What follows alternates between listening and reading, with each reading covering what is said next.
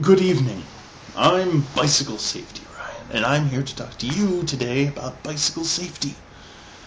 If you don't want to get hit by a cab, don't ride a bike, because if you ride a bike, they have your picture at the garage and they will actively try to kill you. That's not true. Cab drivers are very nice people. I just tend to get cut off by them a lot. No, I'm not Bicycle Safety Ryan. I'm Normal Ryan, who's having trouble talking because of the chin strap, and this was just for this gag, so I can go, hey, look, see, hi, I'm friendly, and you can, it's fun for everyone, especially people like me who don't know how to start these. No, hi, I'm Ryan. If you don't know me, that's odd that you're seeing this, because most of the people that see this are seeing it on my blog or on Facebook, and those people know me, so, hi. Anyway, I haven't done one of these in a while. I haven't written on Murphspot in a while. That's my blog if you're seeing this and aren't there at murphspot.blogspot.com. I don't know what that was, but hey. And I haven't written on there in a while. After the February I'm going to post once a day thing, I was kind of a little bit drained, so I stopped for a little while and haven't resumed. So I thought I'd make one of these, and hopefully it would be a little bit entertaining. And if you haven't guessed by now, the thing which I am preparing to talk about is the Pittsburgh Pirates. You might have guessed that because of the jersey I'm wearing under this coat. I tend not to talk about the Pirates so much because there are frankly just much better places you can go for Pittsburgh Pirates information. Buck's Dugout and whereisvanslyke.blogspot.com being the two I frequent the most. And yeah, so I just don't talk about it very much because I've never pretended to be a baseball blogger. But it's still something that occurs in my life, and I like to think about it. Not so much these days. I don't like to think about it, but without further ado, let's do... That was hot for no one, but now I'm in a shirt. I do dances sometimes. You can pay me money, and that'd be cool, because then I'd have money. No, the reason I wanted to talk about the Pirates is that I was able to go to the game on Sunday, and I have little post-its here to remind me to talk about. There was things you haven't done, and now there is the game, which is kind of like a little title screen. Look at that. The game on Sunday, if you aren't aware or are watching this at some time that's not today, was it was a 13-6 win for the Cubs, which is good for them. Not so good for the Bucks. And I get excited when I get to go to these, mostly because I don't live in Pittsburgh anymore. And so when the Pirates do come to Chicago, it's nice to go and be able to see them. And I should throw out a thank you to Ben, who comes up with tickets for Sunday's Cubs games. And when they happen to include the Pirates, I tag along like a little puppy that goes to baseball games like puppies do, puppies. So yeah, here's the thing about the Pirates game. I don't want to criticize professional baseball players. I don't tend to, because I tend not to want to criticize people if I know I can't do their job. And there are really only a few people whose job I know I can do because I've done those jobs. So I feel comfortable criticizing stock boys. I feel comfortable criticizing cashiers and garden shop salespeople. I feel comfortable criticizing bus boys, and but I don't though, because that's not a good job. It was a good place that I worked, but and I feel comfortable criticizing McDonald's workers. I've done that. And I don't feel comfortable criticizing chemists, but that's because I'm still trying to be a chemist. And so I feel like I shouldn't be knocking anyone else when my stuff... Yeah, let's not talk about that.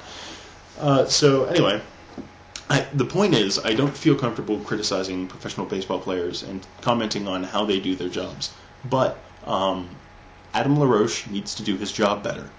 I hate to single him out, but the game I went to was I'm sure if I was a Cubs fan, I would have loved it, because everyone around me seemed to be enjoying it.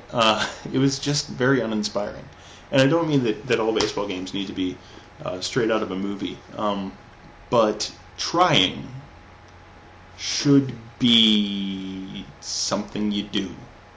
There were a few too many times where the guy who was sitting next to me, who was a Yankees fan actually, would turn to me and say, "So were they going to get the ball? Is Jason Bay planning on doing something here? Are they going to actually throw it back to the infield, or is that just not going to happen?" The incident with LaRoche missing, what is admittedly a bad throw, but still you've got to get that. Striking out against Dempster, who couldn't find the plate that inning at all. At points he was not even throwing in the right direction. He was outside the stadium throwing at the Cubby Bear, and they were like, "No, go back inside. Pitch to the Pirates. These are all balls," because they're not in the strike zone. There was just a lot of... It's much easier to be a fan of a terrible baseball team, which describes the Pittsburgh Pirates over the last decade and a half, if you at least get the sense that they're trying. And it just, this year, seems like they're not. And while I can commiserate a lot with the "we're not trying" thing, it just makes me not want to watch games. And I will still continue to follow the Pirates. I'll be more excited about the Penguins, clearly, as they're going into the second round of the Stanley Cup playoffs. And if you want Penguins information, the Pens blog. Just Google it, you'll find it. Awesome. Very kind of uninspiring game. Still glad I got to go. The Cubs fans around me were gracious. They didn't pile on or anything because they knew I was in pain. Except the one guy behind me, who I don't think was directing this at me, but got way too excited when the Cubs were up 13-4, and he would still get jacked about a ground out to second, and that was weird. Not to say that's bad. He's a great fan of his team, but there's a point where you dial back a little bit, I feel. Anyway, so that's the one thing I wanted to talk about concerning the game. The other thing was the headbands. The headbands, if you don't know, a player called Fukudome from Japan has come over to the Cubs, and everyone's really excited about him because he's actually pretty good. And the people who I think are most excited about this are the street vendors. And, of course, the street vendors are the people who stand outside the stadium, really any ballpark you go to, and sell, here's a bunch of hats, here's a bunch of shirts, here's a bunch of leather restraints and paddles. And if you're in Pittsburgh, there's a guy playing some TV theme songs on a saxophone, and you can give him money, and that's fun. But the street vendors are making these headbands, which are a single strip of cloth that have some letters I can't read, some words I can't read, and a little stylized Cubs logo in the middle, and you put them on your head, and you're like, "Look, see, your culture in the movies sometimes has headbands on. I'm solidarity, see, with Fukudome." And that's great.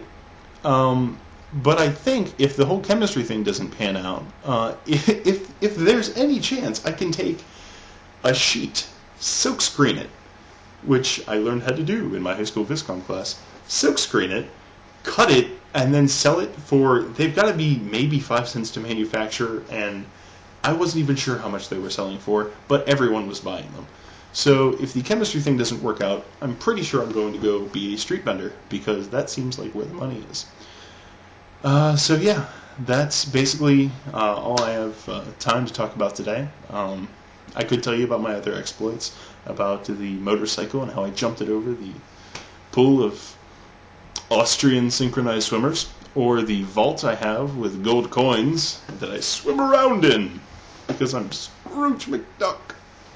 Lame reference. But that's all I have for you today. So I'll be posting more. Check back in. And this is Ryan from Murphspot signing off.